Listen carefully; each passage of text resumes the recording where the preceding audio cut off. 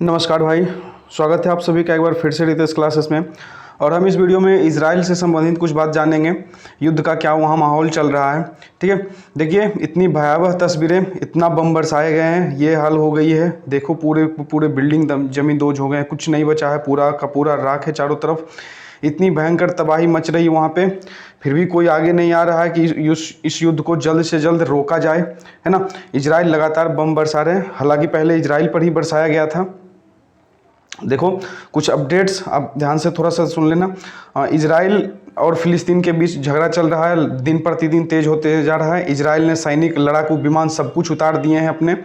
Israel वही देश है जो एक साथ 5-6 कंट्री को एक साथ हराया था। अब फिर से सारे लोग इससे उलझने के लिए आ रहे हैं, तो जवाबी कार्रवाई तो करना लाजमी है इसके द्वारा। देखिए, गौरतलब है कि बीते कई दिनों से दोनों में रॉकेट और गोले दागे जा रहे हैं, इजराइल में और फिलिस्तीन में। फिलिस्तीन के गाजा पट्टी से रॉकेट दागे जा रहे हैं, है ना। इजराइल के हमले से 10 चरमपंथियों की मौत हो गई। कुल मिलाकर तो बहुत सारे आंकड़े चल गए हैं, सारा मैं बताऊंगा आगे की वीडियो में, है ना। और इजराइल में यहूदी धर्म के लोग रहते हैं और आसपास उसके सारे मुस्लिम कंट्री हैं। तो यहाँ से अब एक ये यहूदी और इस्लाम में ये बदलता जा रहा है धीरे धीरे लड़ाई। क्योंकि तुर्की ने क्या किया है ना, तुर्की ने अपने सारे मुस्लिम देशों को एक करने का काम स्टार्ट कर दिया है। इनका एक अलग ही ड्रामा स्टार्ट हो गया है। ये नहीं कि झगड़े हो रहे हैं तो उसे थोड़ा कम किया जाए, ख़त्म किया जाए। तो देखो कि तुर्की का क्या कर रहा है। तुर्की के राष्ट्रपति रेसेप तय्यप एर्दोगन ने रूस के राष्ट्रपति व्लादिमीर पुतिन से इस मामले को लेकर बात की है। एर्दोगन ने पुतिन से कहा कि इजराइल का फिलिस्तीन के खिलाफ जिस तरह रवैया है, वैसे में उसे कड़ा सबक सिखाने की ज़रूरत है। और आपको बता दूं, इजराइल एक साथ 5-5, 6-6 देशों को सबक सिखाता है, ठीक ना। ये लड़ाई को और आगे बढ़ाने की बात कर रहे हैं तुर्की अपने रूस के ये हेल्प से, जबकि ऐसा इनको करना नहीं चाहिए। और इजराइल के साथ अमेरिका भी खड़ा है।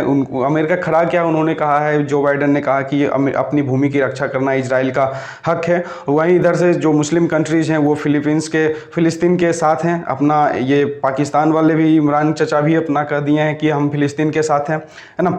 साथ हैं तो लड़ने लेकिन नहीं रहे, जाएंगे तब समझ में आएगा इजराइल क्या चीज़ होता है, जब दौड़ा कर मारेगा। तो इस तरह से हम देखते हैं कुछ और आगे। राष्ट्रपति जो बाइडेन ने कहा है कि इजराइल को अपनी ज़मीन की रक्षा करने का पूरा हक है।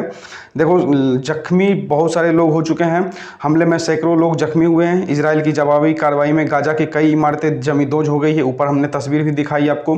गाजा के स्वास्थ्य मंत्रालय ने कहा है कि इजराइल के हमले से 17 बच्चे। देखो, सबसे जो दुखद बात होती है युद्ध की यही होती है। देखो, युद्ध ये कुछ नेताओं के सनक का पागलपन रहता है। अगर मारना पीटना है तो नेताओं को ही मारो, उनके बिल्डिंग को निशाना बनाओ। लेकिन ये मरते हैं बेचारे मासूम बच्चे, औरतें, आम नागरिक, सेना मर जाते हैं। ये बहुत ही बुरी बात है, इसलिए युद्ध को रोकना बहुत ज़्यादा ज़रूरी है। देखिए, 17 बच्चे, 7 महिलाओं समेत 80 से ज़्यादा लोगों की मौत हो चुकी है। हालांकि ये आंकड़ा भी बहुत ही बढ़ गया है। करीब 500 लोग घायल हो चुके हैं। हमास ने भी माना कि इजरायली हमले में उसके एक शीर्ष कमांडर सहित कई अन्य सदस्य की मौत हो गई है। इजराइल का चौतरफा हमला, गाजा सीमा पर डटे हजारों सैनिक हैं। ये इजराइल के सैनिक सारे डटे हुए हैं। पूरी तरह से गाजा पट्टी को घेर लिया गया है, जहां से गाजा पट्टी से ही पहले बम बरसाया गया था, रॉकेट छोड़ा गया था इजराइल के ऊपर। इजराइल ने घेर लिया उसे। और इसके प्रधानमंत्री ने कहा, बेंजामिन नेतन्याहू ने कहा है, खुल्लम-खुल्ला कह दिया कि इजराइल भी किसी भी तरह के युद्ध के लिए तैयार है ना। आगे देखते हैं। लड़ाकू विमान ने बरपाया है कहर। हमास के खिलाफ इजरायली सेना ने चौतरफा हमले की तैयारी शुरू कर दी है। इजराइल के टैंक और हजारों सैनिक शुक्रवार को गाजा की सीमा पर पहुंच चुके हैं, है ना। तो ये बदला बहुत धक्कर लेता भाई इजराइल का, तो मानना पड़ेगा। आगे देखते हैं। खबरों के मुताबिक इजरायली टैंक लगातार फिलिस्तीन इलाकों में गोलीबारी कर रहे हैं, बमबारी कर रहे हैं, सब कुछ कर रहे हैं, ठीक है। इजराइल के टैंक और हजारों की तादाद में सैनिक शुक्रवार को गाजा की सीमा पर पहुंच गए हैं। इजरायली टैंक लगातार फिलिस्तीनी इलाकों में गोलीबारी कर रहे हैं। वहीं इजराइल के फाइटर जेट हमास के ठिकानों को चुन कर तबाह कर रहे हैं। देखो, तो चुन कर मारने वाले हैं ये सारे। इसके जवाब में हमास की ओर से भी रॉकेट के हमले जारी हैं, उधर से भी आ रहे हैं, हमले कर रहे हैं। इजराइल के प्रधानमंत्री ने खुल्लम-खुल्ला धमकी दिया है कि बहुत भारी कीमत चुकानी पड़ेगी इस हमले की। तबाही मच सकती है और मचा भी सकते हैं, इजराइल के पास इतनी ताकत भी है।